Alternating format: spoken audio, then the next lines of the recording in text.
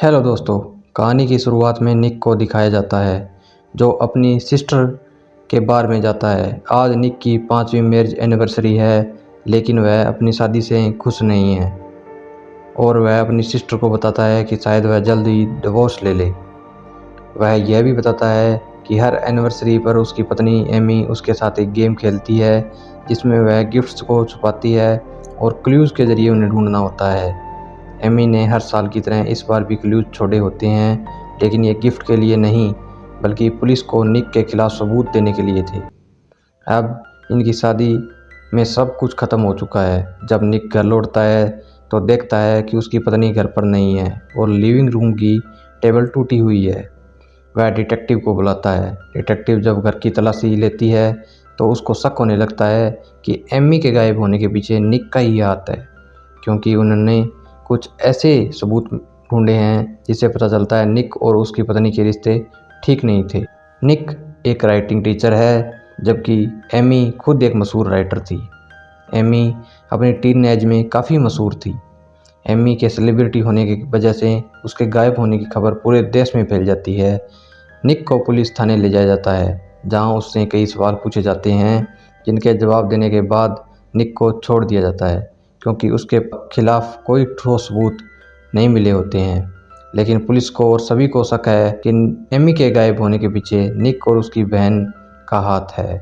निक अपने अतीत की यादों में खो जाता है, जहां दिखाया जाता है एमी एक अमीर परिवार से थी, जबकि निक मिडिल क्लास से।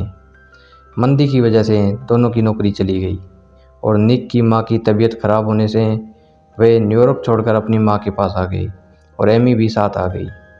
मां की मृत्यु के बाद निक का काम में मन नहीं लगता था, इसलिए एमी ने निक और उसकी बहन को एक बार खोल के दिया था।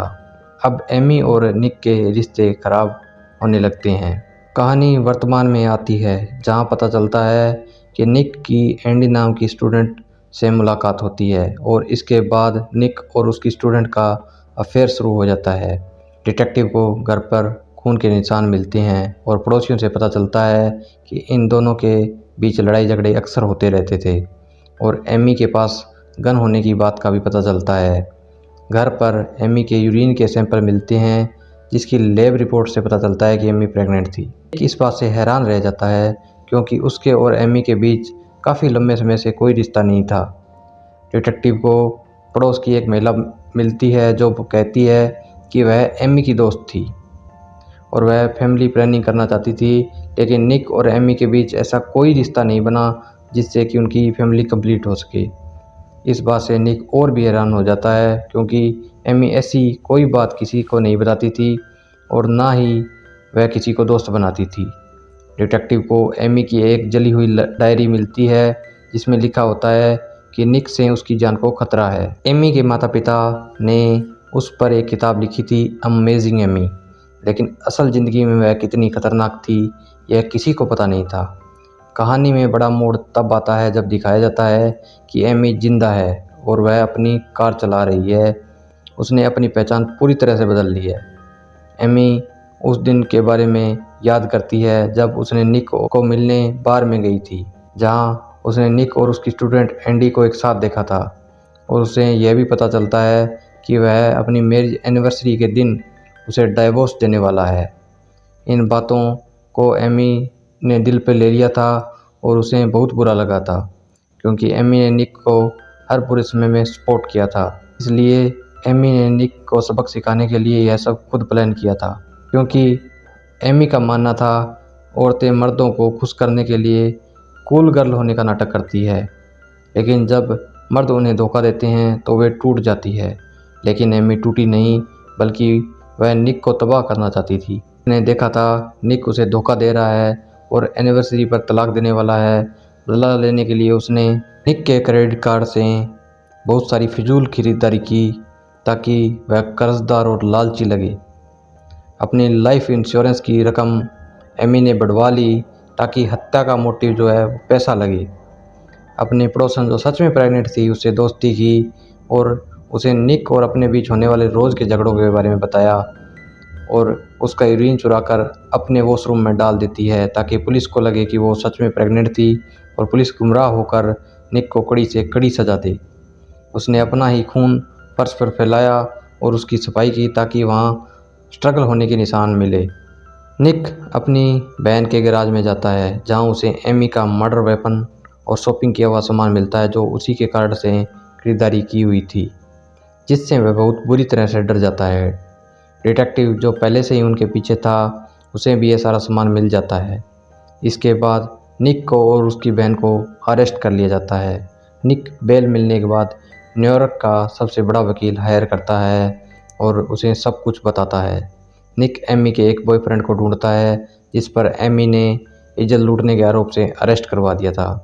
निक एमी के दूसरे बॉयफ्रेंड कॉलिन्स जो अब भी उससे प्यार करता है को ढूंढता है और उससे बात करने की कोशिश करता है, लेकिन कॉलिन्स निक से बात करने के लिए मना कर देता है। दूसरी तरफ छिपी हुई एमी के सारे पैसे उसके पड़ोसी चुरा लेते हैं, जिसके बाद उसके पास कोई पैसा नहीं बचता। इस कारण मजबूर उसने कॉलिन्स को फ़ोन करके बुलाया और अपने और निक के बारे में सारी बातें बताई कि उसे निक से जान का खतरा है, इस कारण वह घर छोड़कर चली आई है। इसके बाद उसका बॉयफ्रेंड उसे अपने लेक हाउस ले जाता है और उसे कई दिन वहीं रुकने के लिए कहता है। इसके बाद दिखाया जाता है कि निक एमी के लिए निकाले जा रहे कैंडल मार्च में एक इमोशनल इंटरव्यू देता है, लेकिन एंडी ये इंटरव्यू सुनकर मीडिया को उसके और निक के अफेयर के बारे में बता देती है, जिससे सभी निक से नफरत करने लगते हैं।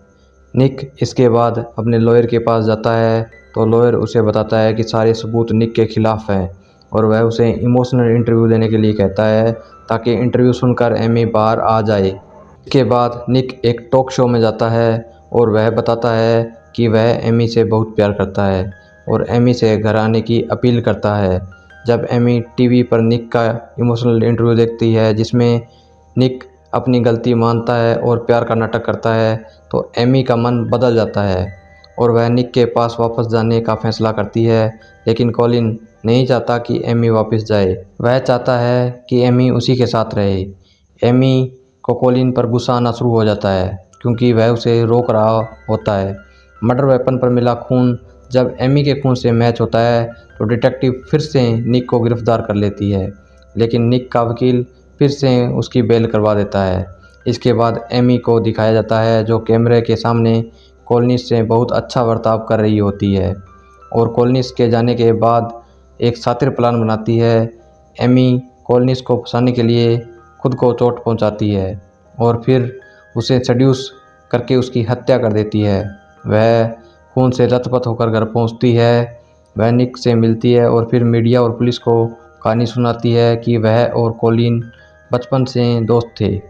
उसके बाद दोनों अलग हो गए, लेकिन कॉलिन हमेशा उसके लिए ऑब्सेस्ड था।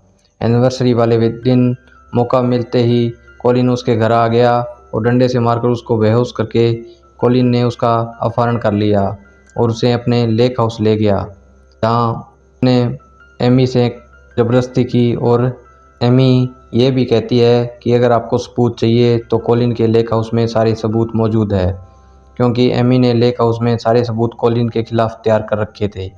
इसके बाद डिटेक्टिव को एमी पर शक होने लगता है और निक ने जो बात पहले कही थी उन बातों पर यकीन हो जाता है।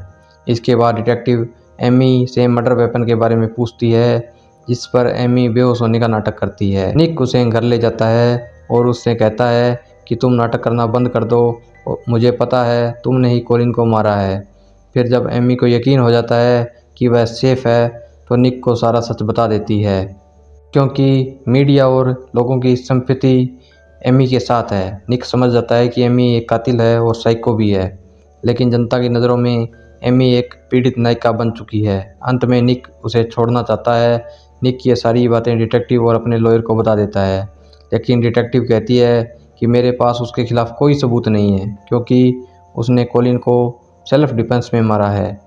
एमी निक को कहती है कि एक रिपोर्टर उनका इंटरव्यू लेने आएगी तो उसे वे सब बातें बतानी हैं जो मैंने प्लांट की है, जैसे शॉपिंग वाली बात और निक एमी को कैसे मारता था। ये सारी बातें निक को बतानी है, लेकिन निक अब एमी से तलाक लेने का फैसला कर चुका है। लेकिन एमी उसे बताती है कि निक के स्टोर किए स्पर्म्स का इस्तेमाल करके वह खुद प्रेग्नेंट हो गई है। इस बात से निक के पैरों तले से ज़मीन निकल जाती है क्योंकि वह एमी के साथ एक पल नहीं रहना चाहता था। और एमी निक को धमकाती है कि अगर तुमने मुझे छोड़ा तो सब तुम्हारे खिलाफ हो जाएंगे। निक समझ जाता है कि अगर उसने एमी को छोड़ा तो वह उसके बच्चे को भी उसके खिलाफ कर देगी। वह समाज के नज़रों में परफेक्ट पति बने रहने और अपने बच्चों के लिए एमी के साथ रहने के लिए मजबूर हो जाता है। अपने बच्चों को बेहतर भविष्य देने के लिए निक दुनिया के सामने एक खुशहाल परिवार होने का दिखावा करते हुए एमी के साथ रहने का फैसला करता है। यह फिल्म दिखाती है कि कैसे मीडिया किसी को बिना सबूत के कातिल बना देती है और कैसे एक आंसू गिरते ही उसे मासूम मान लेती है। ये थी गॉन गर्ल मूवी की हिंदी एक्सप्लेनेशन। तो कैसी लगी आपको ये एक्सप्लेनेशन ज़रूर बताएं। इस वीडियो को लाइक करें और चैनल को सब्सक्राइब करें। Thank you so much for watching. Thank you.